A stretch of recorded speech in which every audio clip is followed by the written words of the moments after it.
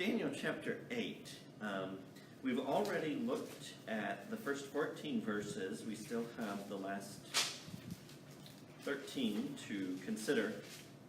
But I think since it's been 3 or 4 weeks, we should probably go back through the chapter again.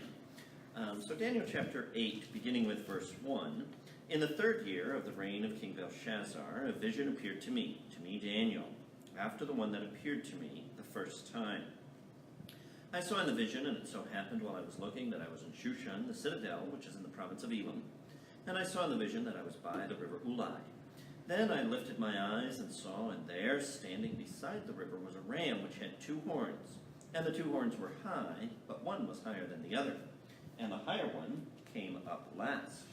I saw the ram pushing westward, northward, and southward, so that no animal could withstand him. Nor was there any that could deliver from his hand, but he did according to his will, and became great. And as I was considering, suddenly a male goat came from the west across the surface of the whole earth without touching the ground, and the goat had a notable horn between his eyes. Then he came to the ram that had 2 horns, which I had seen standing beside the river, and ran at him with furious power. And I saw him confronting the ram. He was moved with rage against him, attacked the ram, and broke his 2 horns. There was no power in the ram to withstand him, but he cast him down to the ground and trampled him. And there was no one that could deliver the ram from his hand. Therefore the male goat grew very great. But when he became strong, the large horn was broken. And in place of it, 4 notable ones came up toward the 4 winds of heaven. And out of one of them came a little horn, which grew exceedingly great toward the south, toward the east, and toward the glorious land. And it grew up to the host of heaven, and it cast down some of the hosts and some of the stars to the ground, and trampled them. He even exalted himself as high as the prince of the host, and by him the daily sacrifices were taken away. And the place of his sanctuary was cast down because of transgression. An army was given over to the horn to oppose the daily sacrifices. And he cast truth down to the ground. He did all this and prospered.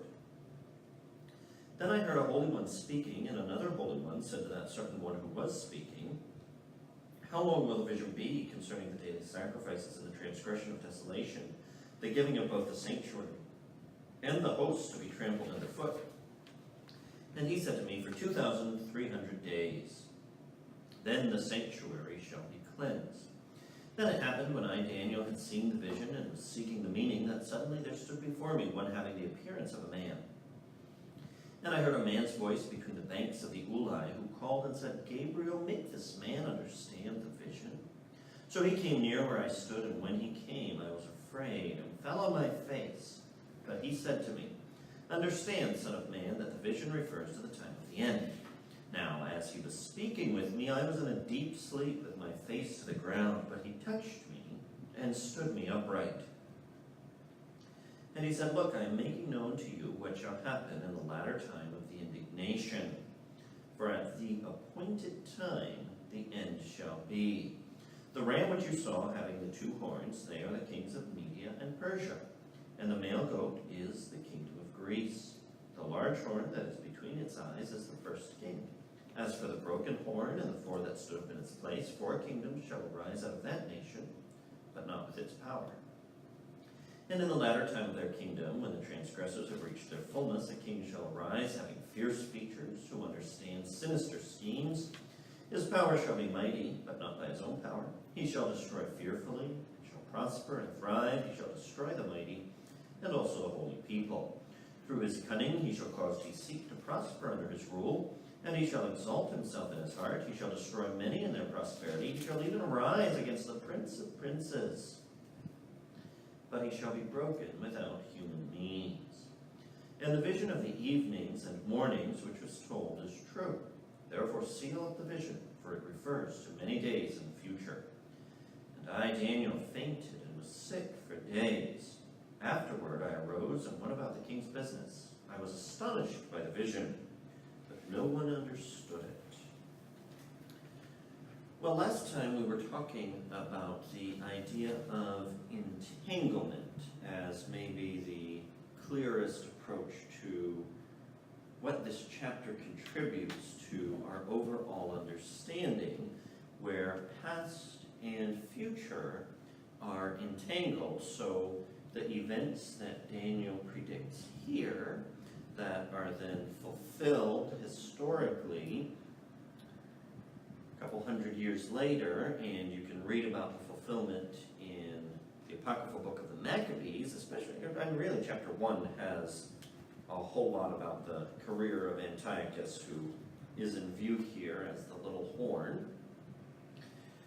But those events themselves are entangled with the future because there's echoes, there's resonances, there's multiple instantiations of the one principle that's lying behind it. And that's part of the genius of apocalyptic literature, is it's speaking to us in a way that shows us what's going on behind the curtain. Whereas, in a sense, the whole world is yelling at us to pay no attention to the man behind the curtain. Apocalyptic pulls it back. It functions like Toto in The Wizard of Oz and removes the curtain so we see what's really going on. And because what you're seeing back there are spiritual principles and spiritual forces, it's not a surprise that they come to visible expression more times than one and in more ways than one. And so although the little horn of Daniel chapter 8 is not the same as the little horn of Daniel chapter 7, yet you see a connection between them. They're both described as small horns. They both do things that you think, wow, how does somebody even pull that off? And yet they're different instantiations, different examples of the same kind of thing. So in that way, past and future are entangled.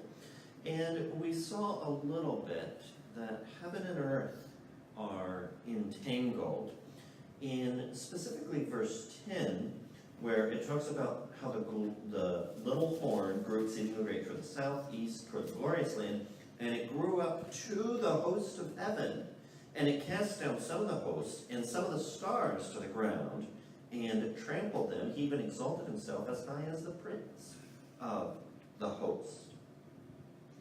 Heaven and earth are entangled, and at that point we had to clarify that when we speak of heaven as a place, as the place of the departed where they have rest and blessedness now, obviously we're not speaking about any place that's got turmoil or conflict or anything like that. So instead of thinking of heaven and earth in this setting as two different places, think of it as two different kinds of reality.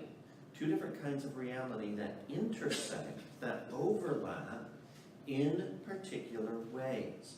Now there were certain places where heavenly realities overlapped with earth more particularly. And at that time, one of the biggest, one of the most important was the temple. Now, I said at that time, but I need to correct that. Of course, when Daniel is writing, the temple is still destroyed. The temple still has not been rebuilt, but it's going to be rebuilt. And when it is rebuilt, it will again be one of the most significant places, at that point, the most significant place in the world, where heaven and earth overlap. In that sense, then, an attack on God's temple is an attack on heaven, because the temple was the place where heaven came to earth. An attack on God's people was an attack on the heavenly hosts, because Israel was, so to say, the earthly representative, the earthly contingent or division or battalion of the God of armies, who has armies everywhere, but here he had them on earth. So I think that's one of the ways in which you see that entanglement or that overlap between heaven and earth. And in a sense, that can be for good, or it can be for evil. It's for good in that that means then that we have traffic, we have communication with a world of transcendence beyond what we see and feel and touch. The bad thing about it, it ultimately winds up being good, but the bad thing about it in the short term is that by having an earthly building, By having an earthly people, God seems to put his things into the hands of unbelievers. The temple was destroyed. The temple was destroyed more than once. And of course, God's people were persecuted and were very successfully persecuted by Antiochus. Not only did a lot of people suffer and die, but also a lot of people turned away from their faith under the pressure of his Hellenizing agenda. So in a sense, you could say that this connection between heaven and earth, and please don't misunderstand, but it makes God vulnerable. It exposes him to attack in a way that he wouldn't be exposed to attack were it not for this intersection, this overlap. Well, the supreme expression of that principle is in the incarnation of Christ.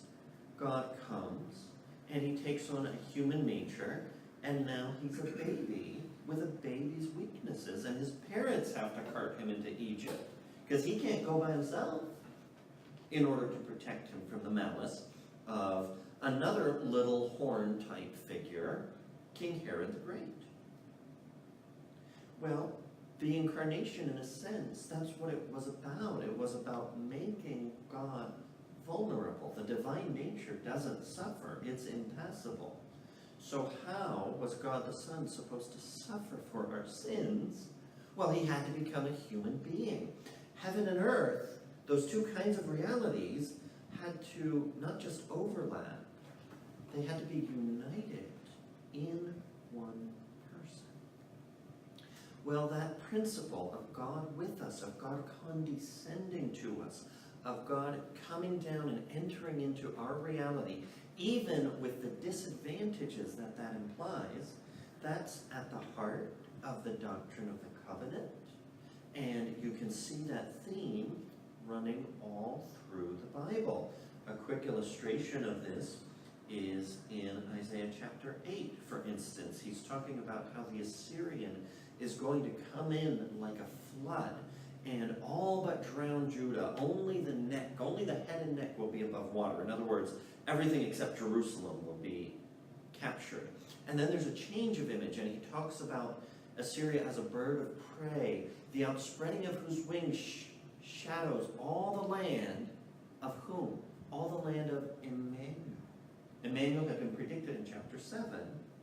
And now Emmanuel's land is being subjected to defeat, being overrun by Assyrians. How can the land of God with us be overrun by Assyrians? Well, there's an answer on the side of the people's sin. There's also an answer on the side of God's condescension. God has connected himself to them in such a way that their land is his land. Well, and that again comes to expression in the incarnation. Because God condescends, because God takes to himself our nature, he also dies in our place because of our sin. So this idea of entanglement, it's not a word we use all the time. You could probably hunt through numerous systematic theology books and never find it. I'm trying to show you that the idea of the entanglement of heaven and earth, it isn't some weird little blip that we're only finding in Daniel chapter 8. This is actually picking up on a big and an important theme in Scripture. Earthly and heavenly realities overlap and intersect in certain particular ways. Now, when we talk about that, you always need to be careful not to lapse into superstition. And of course, here in Daniel chapter 8, we find a number of heavenly beings of one kind or another. And most particularly, we're told about Gabriel, who is helping Daniel to understand the vision. I think that brings us to where we had to stop last time. I think the last question we got to was about how many supernatural beings there are in verses 13 through 17, what they do, and what we know about them. And so we'll pick up in verse 15, hopefully with some recollection of what we've described before.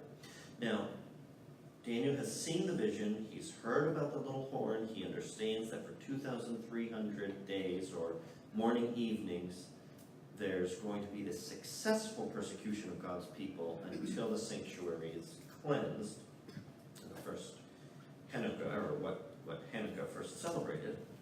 And then in verse 15, then it happened when I, Daniel, had seen the vision and was seeking the meaning. In other words, he's wondering, what is all this about?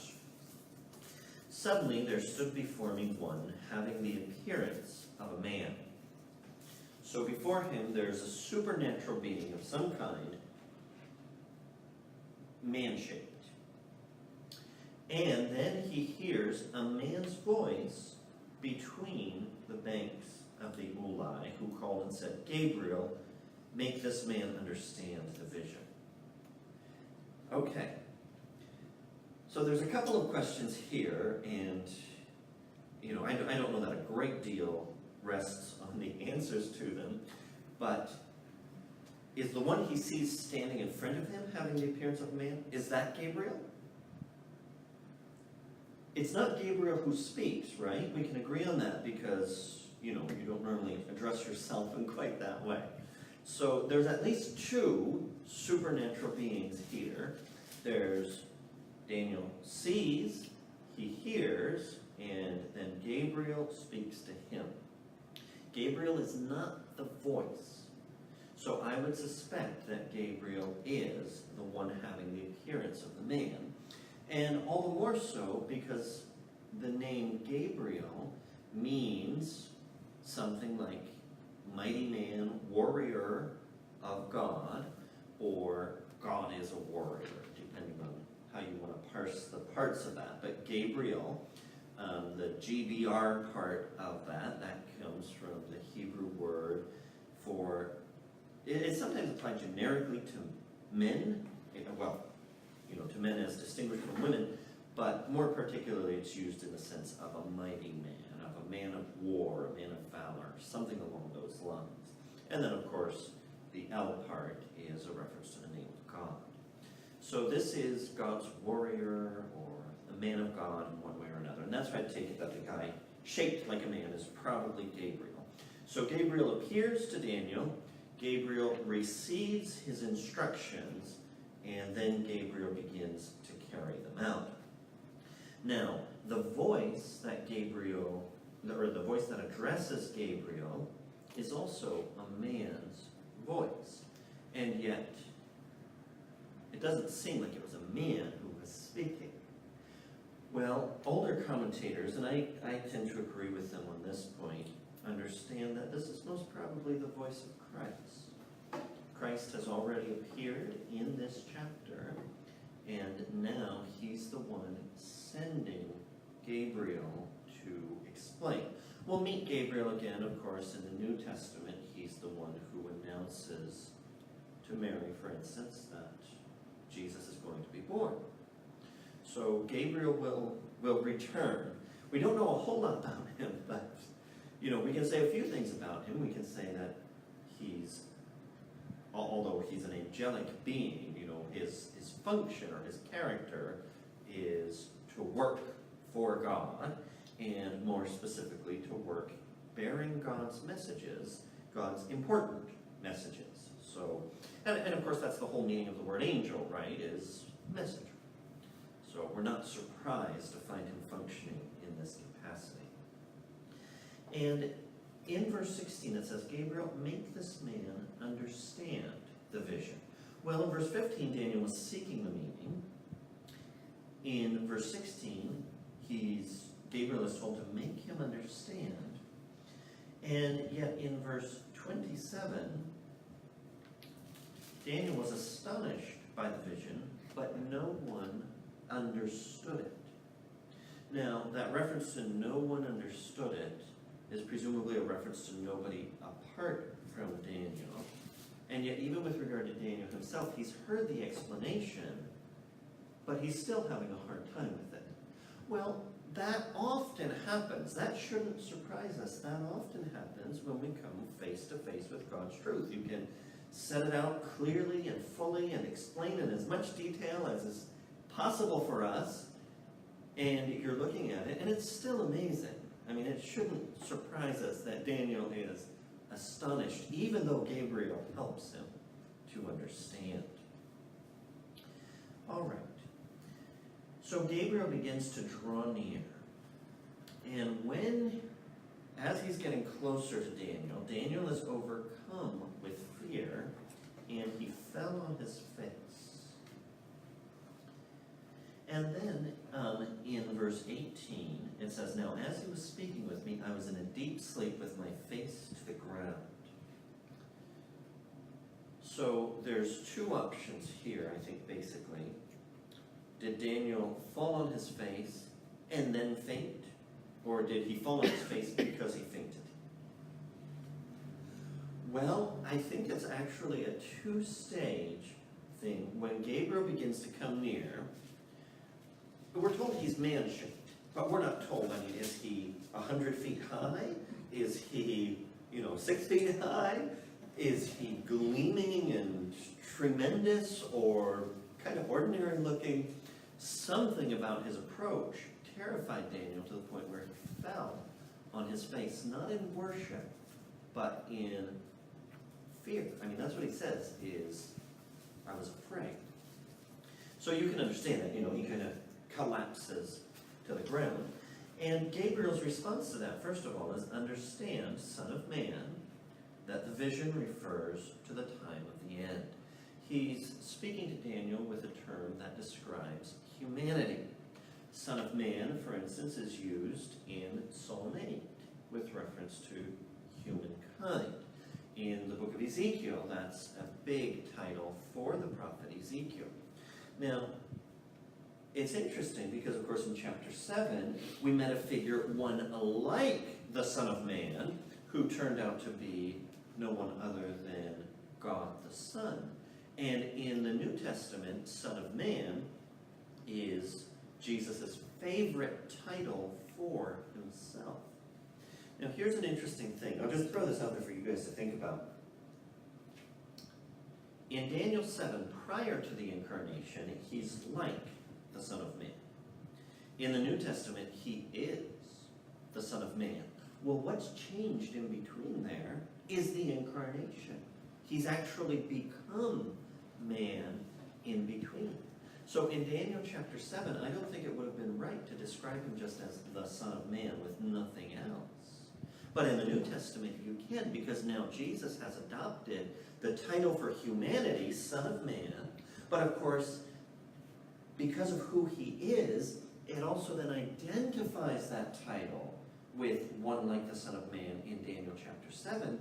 And so Son of Man, because of what Christ has done, in the New Testament it can be used as a title of divinity as well. So just remember that when you're reading the book of Ezekiel and he's called Son of Man, nobody's trying to imply that Ezekiel is a divine figure. And in the New Testament, when Jesus is called Son of Man, it's a very fruitful title. It points us to both his humanity and his divinity. Well, here Daniel is addressed. He's Son of Man. He's not whatever Gabriel is. There are two different classes or categories of being. And Gabriel says, "Understand, Son of Man." He's supposed to make him understand, right? So that's what he says. Understand that the vision refers to the time of the end. Now, would that make you stop being afraid? No. Not necessarily, no.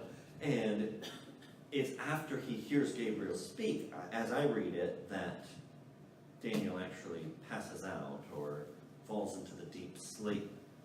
So Gabriel's words here are true, and Daniel heard them, but they didn't comfort him right away.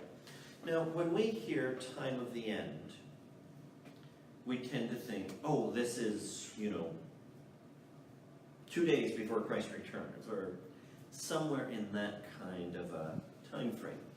But in fact, I think time of the end is going to be defined a little bit more narrowly in verse 19, when he says, I am making known to you what shall happen in the latter time of the indignation, for at the appointed time the end shall be. So the end that Gabriel is talking about is the end of the time of indignation.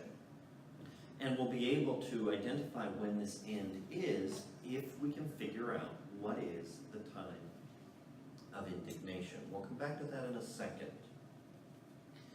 But we shouldn't jump to the conclusion, oh, this is talking about 2 months before the judgment.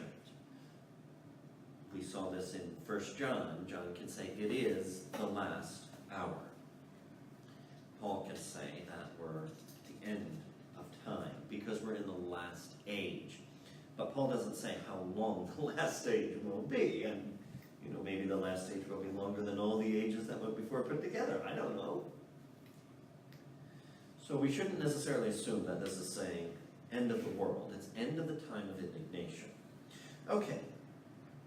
Now, Gabriel's response to Daniel passing out, is how I would understand the deep sleep with his face to the ground, is he touched him and stood him upright. In other words, it doesn't sound like he had any trouble picking him up. But after that, Daniel was strengthened and was able to stand on his own 2 feet.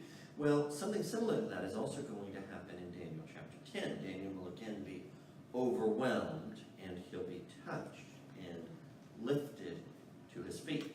So this is something that Gabriel can do, at least within the vision. He can strengthen Daniel by touching him, by lifting him up. That also wakes him up. But it's interesting to note, just on that point, receiving these visions was not easy. It required strength that Daniel didn't have. So often we ask questions. We want to know why. We want to know how. Maybe we want to know what went wrong, or, receiving answers to those questions may require a spiritual strength that we don't have yet. So God allows us to understand things. God reveals things slowly, over time, according as we are able to bear it. That's the principle that Paul expresses to the Corinthians, right? He's fed them with milk and not with meat, because up until now they weren't able to take the stronger stuff. But here you see that these revelations take a toll. They're not easy, and Daniel needs some help in order to continue pursuing the understanding. So Gabriel now gives some more detail. He said, look, I am making known to you what shall happen in the latter time of the indignation, for at the appointed time the end shall be. And then he launches into the interpretation about the ram with 2 horns representing the kings of Media and Persia, the goat, the kingdom of Greece, the large horn is the first king, Alexander the Great, and then the broken horn because of 4 kingdoms that will come out of it, and then he gets to the little horn and goes into more detail on that. So now the goal that we have in front of us is, what is the time of the indignation? Well, when is Daniel written? Where is Daniel written? It's written in Babylon. It's written while the Jews are in exile because of their sins. God allowed wave after wave of deportation. God allowed a significant depopulation of the land of Judah because so many went to Egypt or went here and there to get away from the Babylonians, as well as the ones that the Babylonians carted away. God allowed his temple to be destroyed. And if you have any questions as to how they understood this, how they saw this, just read Lamentations. It's very clear that this is a traumatic, earth-shaking experience. And it's also very clear in Lamentations, you may remember, we went through Lamentations a while back in Bible study, that they attributed that to their sins and to God's wrath against them for their sins. So what is the time of indignation? let me submit to you that it's the time of the exile. Now, this brings us in some ways to one of the trickiest things we have to do tonight. When was the exile over? Well, of course, we know the prediction, 70 years they would return, and you have that in Kings and in Chronicles and in Ezra, you have it in Chronicles and in Ezra, that Cyrus allowed them to return, and of course Isaiah had predicted that ahead of time. But then the Jews got back from exile. How did things go for them then? There was a lot of difficulty. There were a lot of ups and downs. Nehemiah returned to Jerusalem after some absence as governor and found that things were going from bad to worse, and has an enormous prayer of confession and hopes that God will be merciful to them. And then he has to correct all kinds of abuses that are happening with regard to the temple and with regard to the Sabbath and with regard to some other things. In one sense, the exile ended with Cyrus's decree. In another sense, the exile continued for a very long time after that. In fact, Christopher Hitchens, a name you might be familiar with, said that even today, even Jews who are back in Israel, have to understand that they're still part of the diaspora, that they're still in exile. Well, post-Christ, post-resurrection, of course, went to nuance all of that a little bit. But I thought he made a very good point. And you see, exile was never just about where you were located. In a sense, the book of Ezekiel is about saying, it's not about where you are, because God leaves the temple in Jerusalem. He gets onto his movable throne, and that movable throne goes out to where Ezekiel and the other exiles are captured. You have it in Jeremiah. Jeremiah says that the people who are still in the city will be devoured, they'll be destroyed. But the people who are scattered, the people who have gone into exile, God will watch over them and God will bless them. Well, and of course also think about this. It was only a minority of Jews who chose to return. Cyrus allowed them all to go. But in terms of the total size of the Jewish population, a minority returned to Judah. Most of them stayed where they were. That's why you have Esther and Mordecai in the Persian Empire a little later. So, did the exile end? Well, yes and no. And that sounds like a mealy-mouthed answer, but it's another instance of entanglement where blessings and judgment, where the curse and mercy are not always easy to sort out.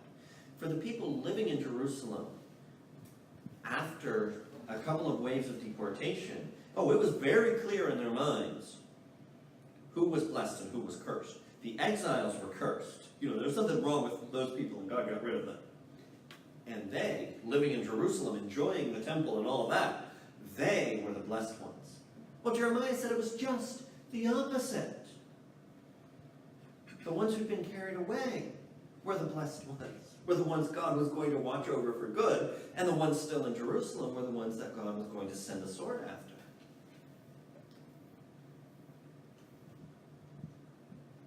With regard to the history of redemption, and with regard to our own lives, justice and mercy can be very much entangled. And sometimes we don't know which is which. Now, God's mercy will prevail. Mercy rejoices against judgment, says James. And in the lives of all of God's children, mercy will prevail. But that doesn't mean it's always easy. That doesn't mean it's always straightforward. So Isaiah had predicted that Israel would return. And in that return from exile, Isaiah had seen gospel glory. In fact, That's one of the ways you can explain the gospel to people, is as a return from exile to where we belong, to where we ought to be.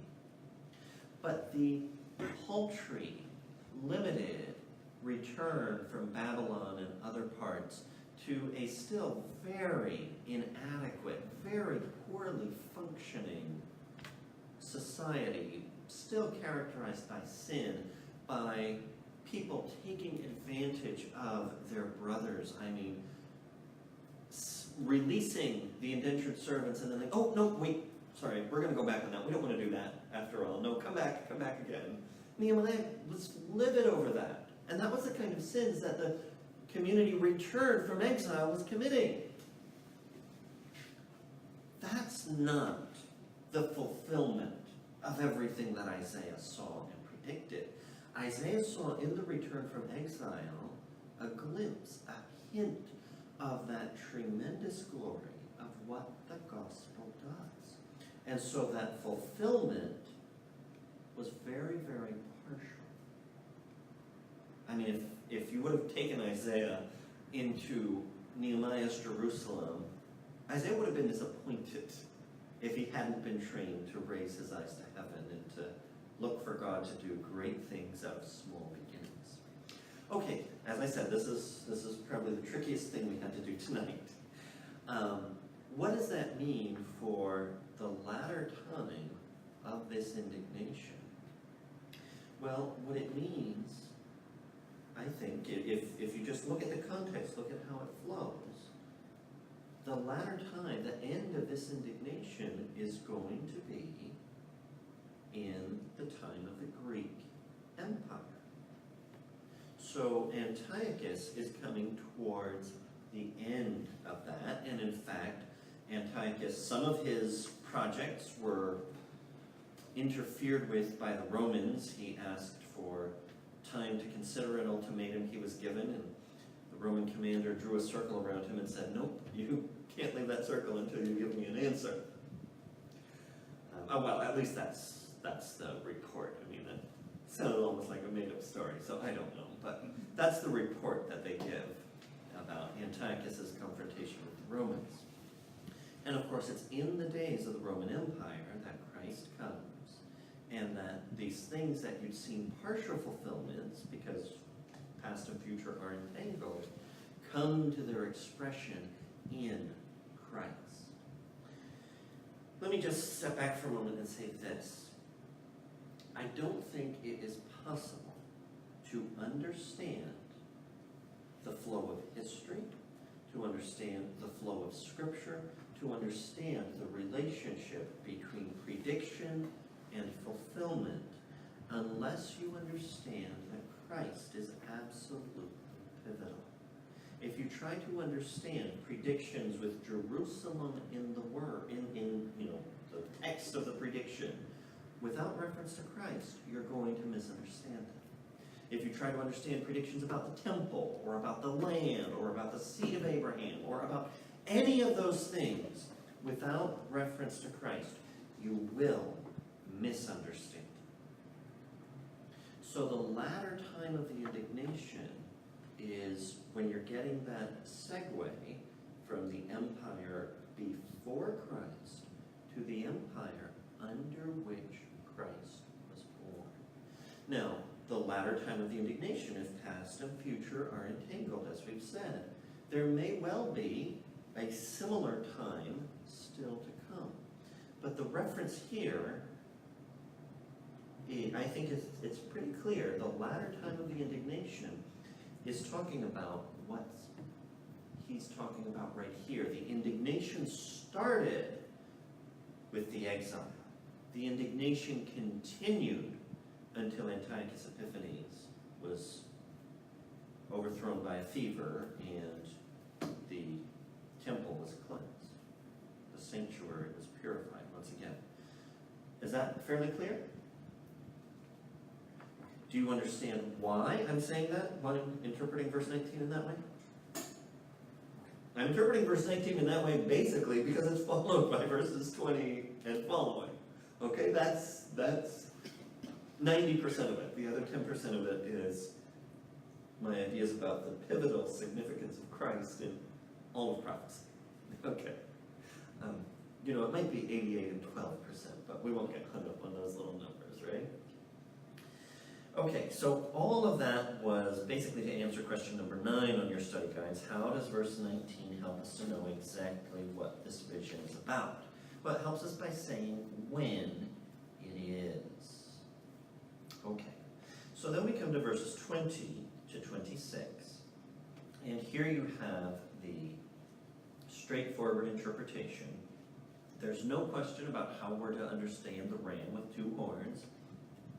There's no question about how we're to understand the male goat or the large horn or the 4 horns that replaced the large horn after it was broken.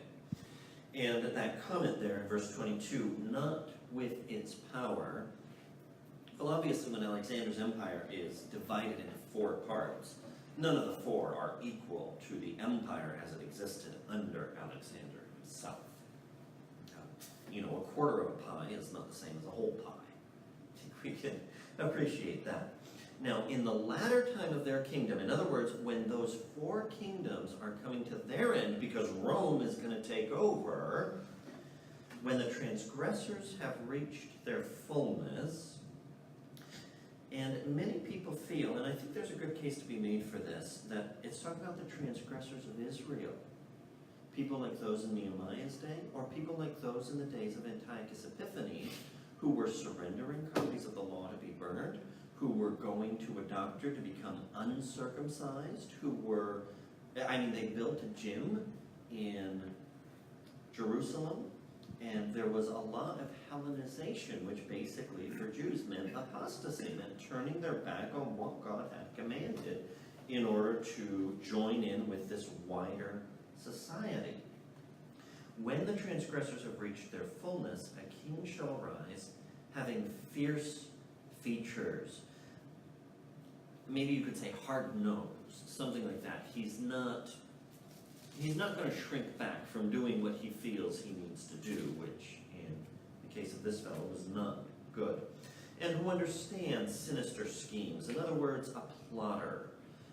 Not necessarily the world's greatest general or the world's most inspiring leader or the world's bravest fighter, but somebody who can get things done in an underhanded way if he can't get them done any other way. His power will be mighty, but that's not attributed to him. He has the strength that he has.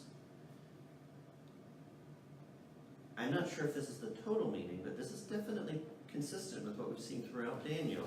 He has the power he has because God allows it. Who makes him strong? Well, ultimately it's God who makes him strong. And that's surprising because what he does is he will destroy fearfully, shall prosper and thrive, shall destroy the mighty, also the holy people. Apparently, tens of thousands of Jews died under Antiochus Epiphanes. And if you're thinking about, these are the people who are living in Judea, that's a fairly significant number. That's not a small quantity. Through his cunning he shall cause deceit to prosper under his rule, and he shall exalt himself in his heart. He shall destroy many in their prosperity. And now we're getting to the bottom line here. He shall even rise against the prince of princes. Antiochus had coins made where he called, and the inscription on the coins was Theos Antiochus Epiphanes. Now, different people will have a slightly different tack on what that means, but the coin says, God Antiochus manifest. What is he saying? Is he saying that he's a manifestation of a God? Is he saying that he is the God who's manifest? It's interesting, of course, in the New Testament, Paul speaks about God being manifest in the flesh. Is Antiochus, prior to Christ, claiming something that belongs only to Christ? however you want to understand it, it seems like a pretty arrogant claim. Sadly not terribly uncommon among kings in the East, but nonetheless remarkable. And in that way, as well as by attacking God's people, Antiochus rose against the Prince of Princes. Now this is why you can speak of the little horn here of Antiochus Epiphanes as an Antichrist figure. Because in presuming to rival the Prince of Princes, he's clearly claiming to have some of the qualities, at least some of the qualities, of the Prince of Princes. And that's essential to the idea of Antichrist. In order to be Antichrist, it's not just enough to be against Christ. You also have to pretend to be able to substitute for Christ. I'm not saying that until you get to that level, everything's fine and it's okay. No, being against Christ in any way is not good. But being against Christ in the sense of, well, you don't need him because you have me. That's a whole new level of awfulness. And that's what you find with the man of sin in 2 Thessalonians chapter 2. In many ways, that's what you see in the book of Revelation, where you have, many commentators have spoken about a counterfeit trinity. And of course, within the counterfeit trinity, there's a counterfeit Christ. One of the ways that shows up, as it did in the case of Antiochus, is by looking to the state for your Savior. Well, that was true of the Romans as well. Caesar Augustus was hailed as Lord and Savior. Does that sound like a familiar title? It's a title that only applies to Christ. That's one reason why the Christian insistence that only Christ is Lord, that could spook the Romans. What are you saying? Are you saying Caesar is not the Lord? Well, not in that sense. No, he's not.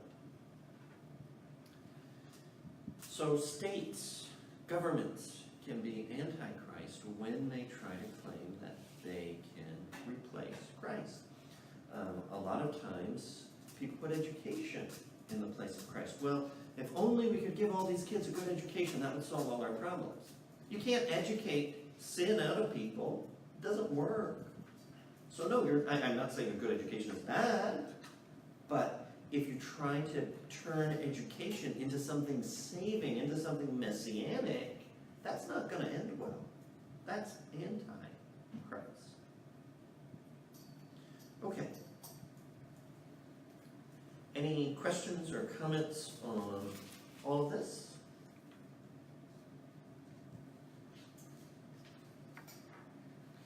Okay. Presumably by this point I've answered already why is more time devoted to the little horn than to the rest of the vision. Well, it's under him that persecution is going to reach a particular pitch of intensity. It's under him that the evil character of opposition to God and opposition to God's people really shows its true colors as, yes, I'm striking at God's throne. Yes, I'm pretending that I can cast down the host and the stars to the ground, that I can exalt myself as high as the prince of the host. When you see sinful people arrogating to themselves, claiming for themselves what only belongs to Christ, you see evil in its naked pride. And that's worthwhile unmasking. What's behind so much anti-Christianity is pride. A refusal to accept our limitations as human beings. A refusal to accept that, no, we can't be our own saviors, whether of our own souls or of our societies. And so the character of the little horn is very relevant and needed to be brought out. Okay, that brings us to verse 26. The vision of the evenings and mornings, which was told, is true. He's referencing back to verse 14, for 2,300 days, then the sanctuary shall be cleansed, more literally for 2,300 evening mornings. And of course, he's incorporating the rest of the vision. by reference. So Gabriel says, what you saw is true. Remember what you were told about it. Seal up the vision. It refers to many days in the future. If Daniel is seeing this roughly around 550 BC, and this is going to happen roughly 330 BC, well, yeah, that's many days in the future, isn't it? Robert Wilson explains that a lot of times they would make an envelope for documents. And since the document was clay, the envelope would also be clay. So you'd have, your clay tablet that was written out, and then you'd put sort of a clay envelope around it. And the reason for that was not so that nobody would read it. The reason for that was to keep it safe, was to make sure that it lasted until it was called for. And I don't think that Daniel here is being called upon in saying seal it up, conceal it, don't let anybody know about this. I think he's being instructed, do what you can to make sure this survives. And obviously God preserves his word, but God preserves his word through means. So Daniel may well have written this down and put it in a clay envelope to guard the tablet inside. But he could have made more than one copy, certainly. And the fact that he then goes on to say no one understood it makes you think that he told other people about it. Like maybe he sat down with Shadrach, Meshach, and Abednego and said, I had this vision, and here it is. And they're like, wow, okay. Well, we don't understand. But it needed to be preserved so it would be available for God's people at the right time. Whether, people in between there, how much they knew it, how often they read it, what they thought about it, we don't really know that. But it was available to people at a certain time.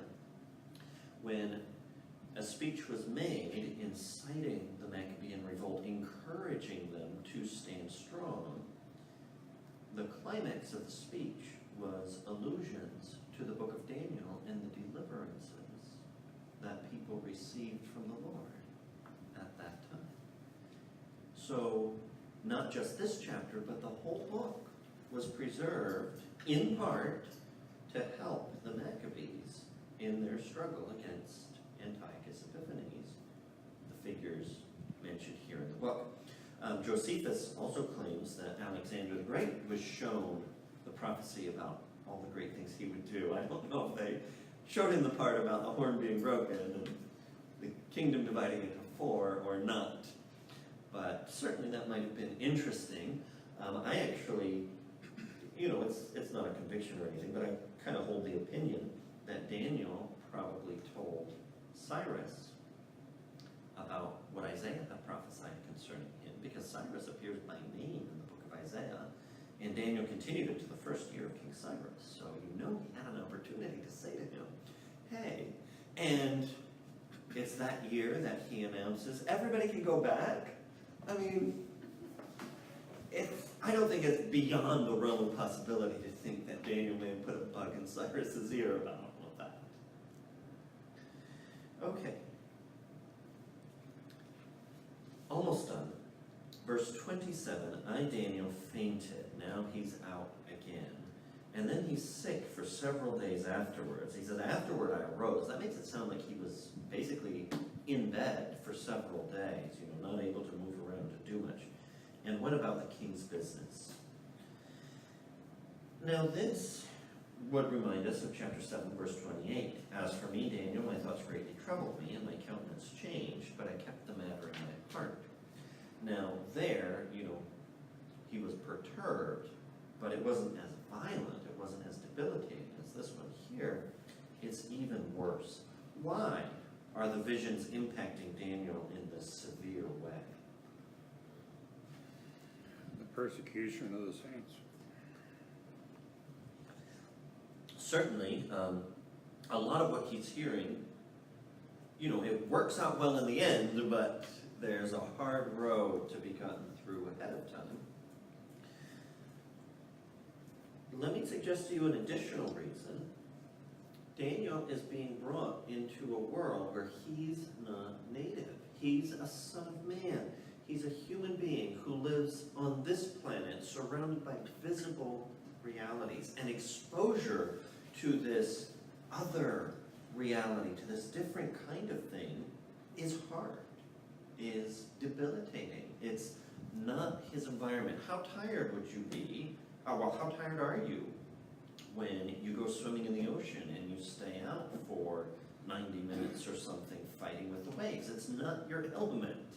And you get very worn out. I mean, obviously you can train, get better at it, right? But going swimming is good exercise because it's very tiring for one God's reason or training another. you too. And God is training.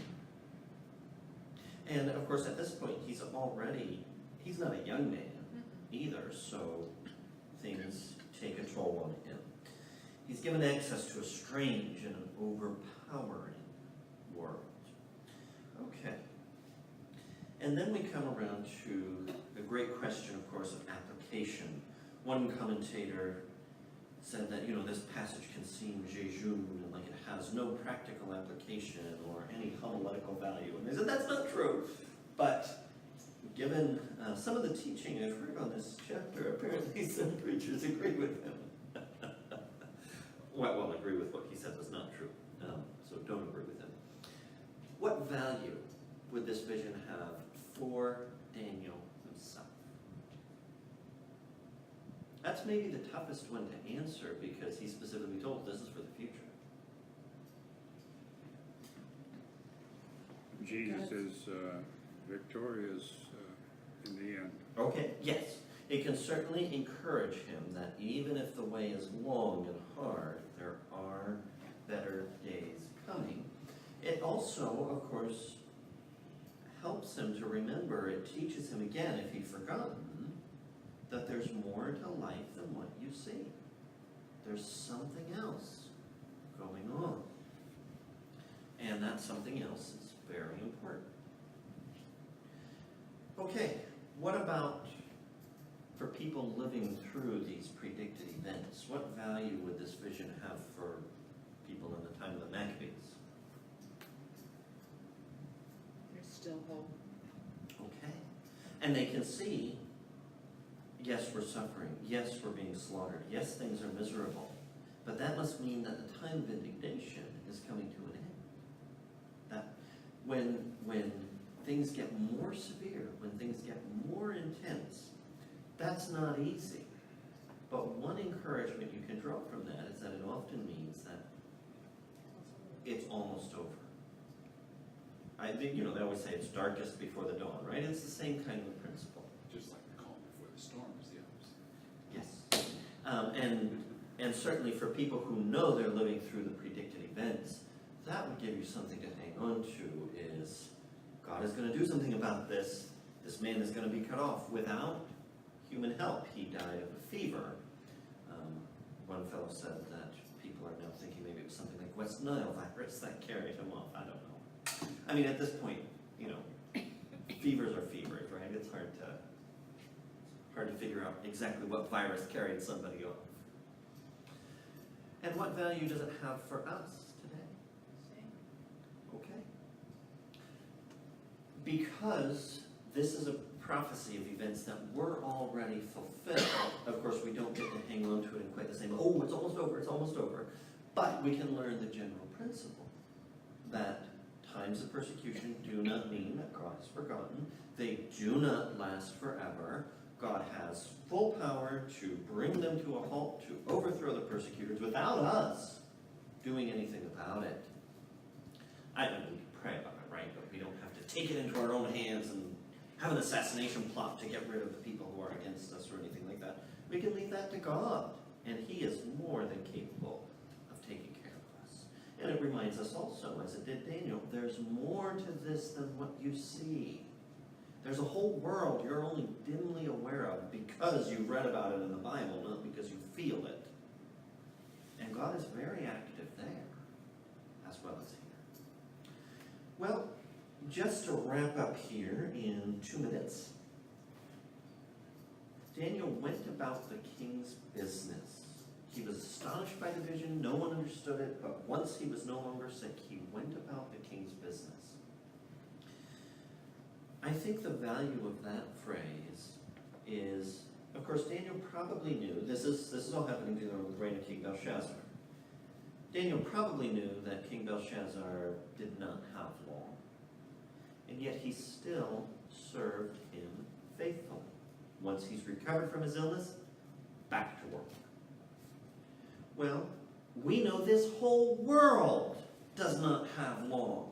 The fashion of this world is passing away. Does that mean we do nothing?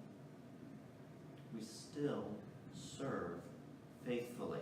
We go about our temporal business as well as our eternal business. On Sunday we were kind of looking at, well, don't let temporal business crowd out eternal business.